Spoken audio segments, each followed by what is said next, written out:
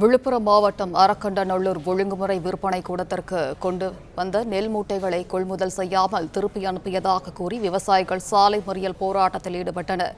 கூடுதல் விவரங்களை வழங்குகிறார் செய்தியாளர் சந்தோஷ். வணக்கம். விவரங்கள் என்ன சந்தோஷ்?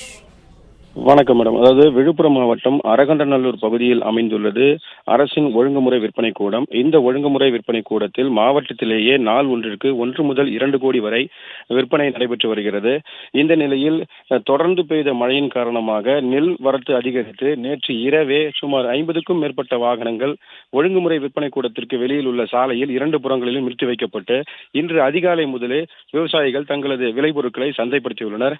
இந்த நிலையில் தொடர்ந்து பெய்த மழையின் காரணமாக இந்த வரத்து அதிகரித்ததால் ஒழுங்குமுறை விற்பனை கூட அதிகாரிகள் அதிகப்படியான நெல் மூட்டைகள் வந்திருப்பதால் குறைந்த அளவை எடுத்துக்கொண்டு மீதியை திருப்பி அனுப்புவதற்கு முயற்சி செய்துள்ளனர். இதனால் கோபமடைந்த விவசாயிகள் அதிகாரிகளுடன் வாக்குவாதத்தில் ஈடுபட்டு பின்னர் திருக்கோவிலூர் விழுப்புரம் சாலையில் ஒழுங்குமுறை விற்பனை கூடம் வாசலின் முன்பு சாலை மறியலில் ஈடுபட்டனர். இதனால் அங்கு போக்குவரத்து பாதிக்கப்பட்டது. பின்னர் அரகண்டநல்லூர் காவல் நிலைய ஆய்வாளர் ஷாகுல் அமீது மற்றும் போலீசார் சம்பவ இடத்திற்கு வந்து விவசாயிகளிடம் பேச்சுவார்த்தை நடத்தி பின்னர் அதிகாரிகளிடம் மீண்டும் இந்த ஒழுங்குமுறை விற்பனை கூடத்தில் விவசாயிகள் கொண்டு வந்த விளைபொருட்களை விலை பட்டியலை ஒட்ட வேண்டும் என கூறியதை அடுத்து சாலை மறியலில் ஈடுபட்டவர்கள் கலந்து சென்றனர். தொடர்ந்து இந்த பகுதியில் அதிகப்படியாக நெற்பயிர்கள் வருவதால் கூடுதலாக